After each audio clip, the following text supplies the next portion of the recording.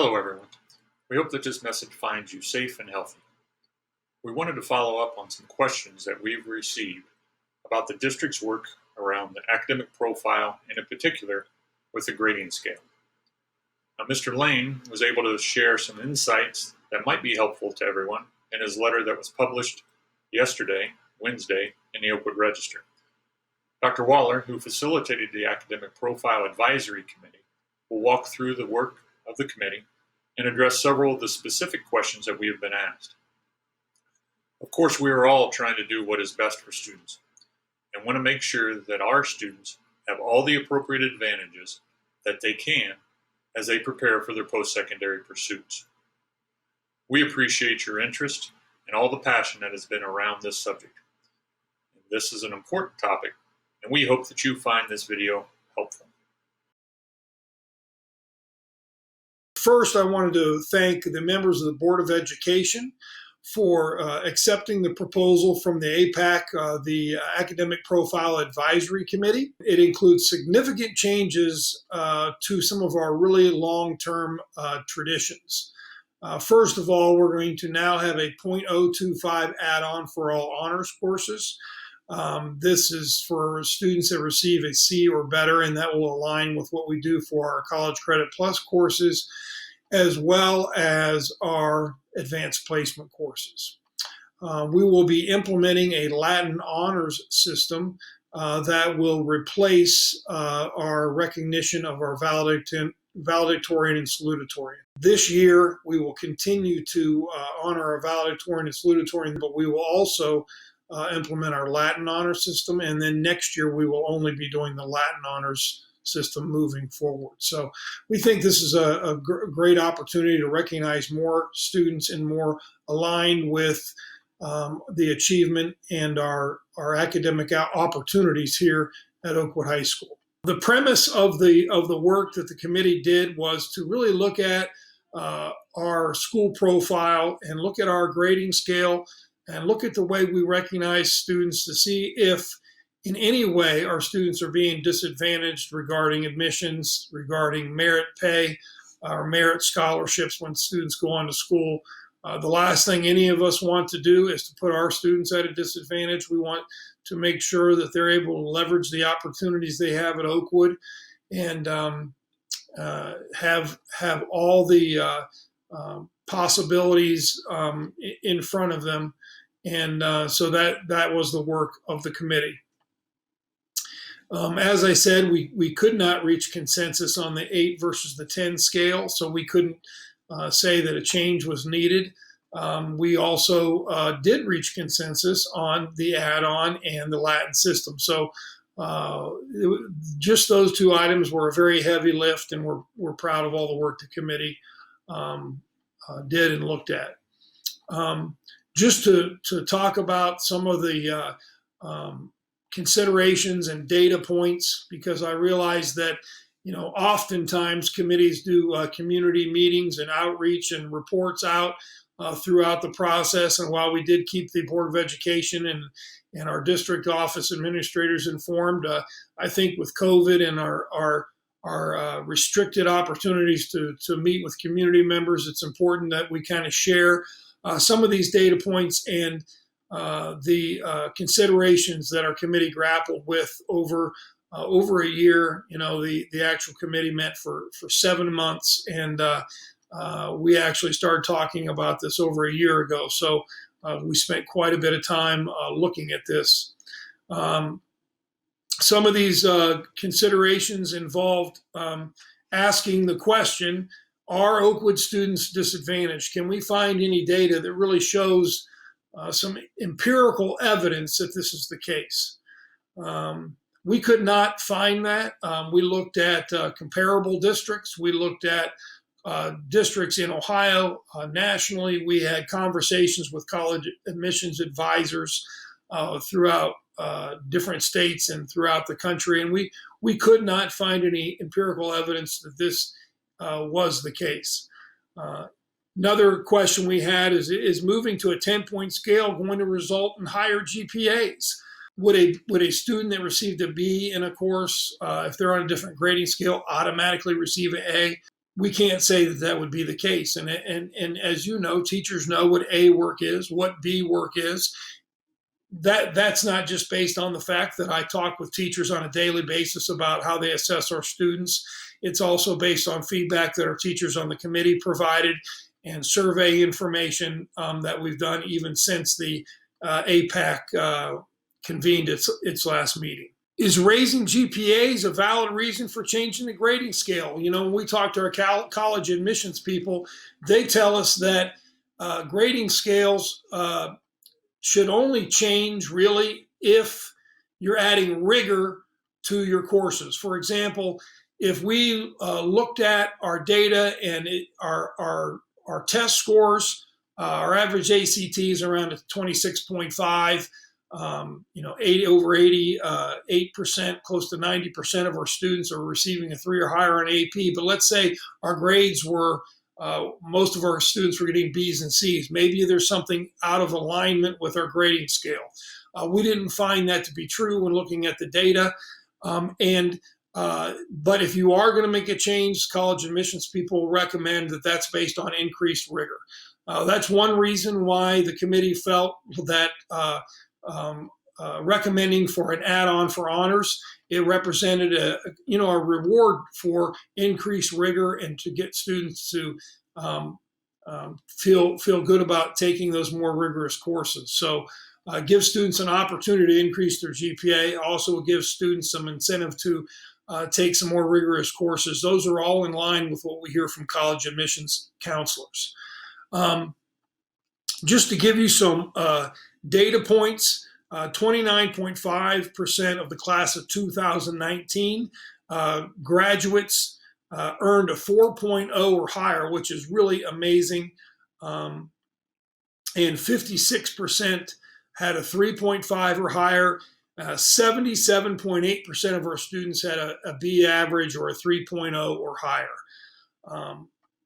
We also looked at class of 2020, and you have 35% of our students getting a 4.0 or higher. That's an increase of about 6%. Our cumulative GPA for students having a 3.5 or higher is at 63%, and 86% of our students in class of 2020 had a 3.0 or higher. Then these percentages we looked at are like schools across the state, both private and public, and these percentages are in line with those numbers.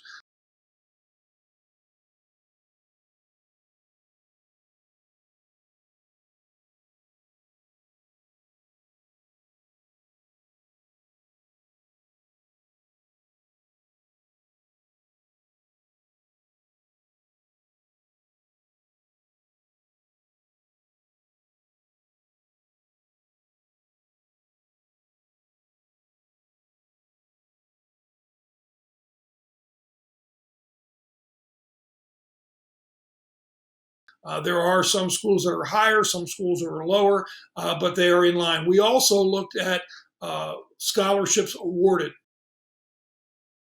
It is a data point, and it's a data point that is self-reported, including our own scholarship, and it does rely on students reporting this information.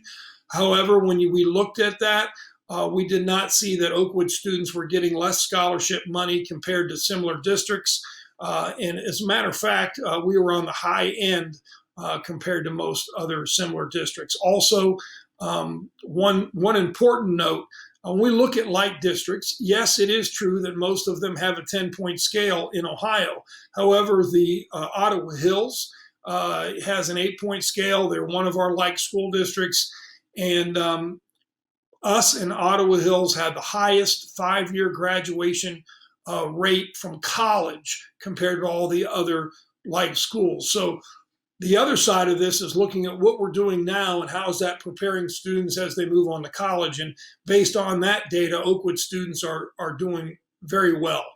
So we didn't see any glaring data that said, hey, what we're doing now is really not working.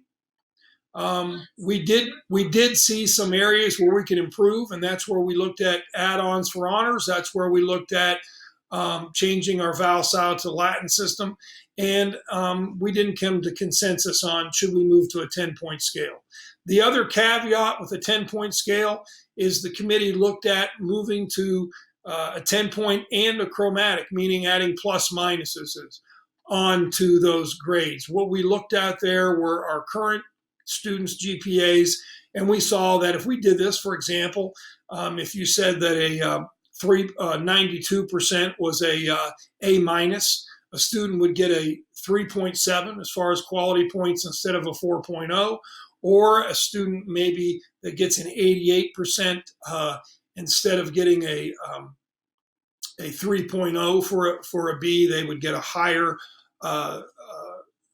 quality point for it being a B plus, or a lower one for a B minus, and so forth with C's and D's. So what we did find was that moving to a 10-point with chromatic could help some students. It also could hurt some students. And we also found studies that showed that the overall GPAs in 2 universities that did this study was found that the overall GPA went down. So we couldn't find any concrete evidence that that was the best move for Oakwood students at this time. And I think that's something that will be worth looking at and to continue to look at as the board analyzes the 8 and the 10 and trying to come to some consensus and some final recommendations with that. I want to talk a little bit about what an academic profile is. You know, unless you're a college counselor or unless you're a parent going through this college admissions process like myself, or a guidance counselor, you may not know what that is. Basically, it is a printout, a document that shows what an Oakwood student has available to them at their high school. So it lists the number of honors courses. It lists the number of AP courses. It lists the grading scale. It may give a distribution of GPAs. It gives the college admissions advisor the context by which those students are judged. So, for example, an Oakwood student, when they're looking at admittance, they have their criteria and they look at that based on the context of what an Oakwood student can take. So an Oakwood student that takes, we have 18 or 17 AP courses, that takes one AP course, that doesn't look as good as another Oakwood student that maybe took 10 AP courses. It wouldn't be fair to judge that against a student from a school district that maybe they only have one AP course, or maybe they don't have any AP courses. You couldn't compare that Oakwood student to this other school that those students didn't have that opportunity. You have to look at those students in the context of what they offer them. That's the equitable and fair way to do it. And we have purposely and intentionally asked colleges how they do this. And this is the consistent answer that we get time and time again. So those are some important things that I wanted to share with you, talk to you about, why we formed this committee, some of the important data points that I've shared with you, and also why we came to some of the conclusions, why we think it's important to do some further study, and to make sure that you all know that our priority is to make sure that our students are going to be successful. They're going to be ethical decision makers. They're going to be able to meet the challenges they have in front of them. And that's why we look at those things. That's why we evaluate these things. And I, again, want to thank the committee, all the people that had the passion and the work ethic to stick through this process. And I want to thank the Board of Education again for their support and for their willingness to have us continue to look at the grading scale and to come to some consensus before the next school year. Over the course of the past year, the board and our administrators met with members of the committee and other stakeholders to listen and learn more about interests in our current grading system. Those conversations caused the board to commission the committee itself, at which time we intentionally stepped away to allow that process and work to complete. The committee's great work now allows our district to move forward in the very ways we described and outlined during our December regular meeting. The board does not intend to defend or debate the issue, as we do not see sides or a right or wrong position. We only seek to address and resolve a lack of clarity that still exists. Current board policy offers clear guidance to this board as we enter into this process. We intend to respect the clear thresholds required for any change to our grading system. This is not the first time specific issues have captured the community's interest, and it certainly won't be the last time. Our commitment to the policy will allow for a consistent and expected approach the next time a similar issue arises. We hope this process and our work will lend value to our district and our community. We do not intend to answer why this or that. We only intend to determine whether change is warranted and whether that change aligns with today's learning environments and those we should all anticipate in the coming years as our new normal continues to evolve.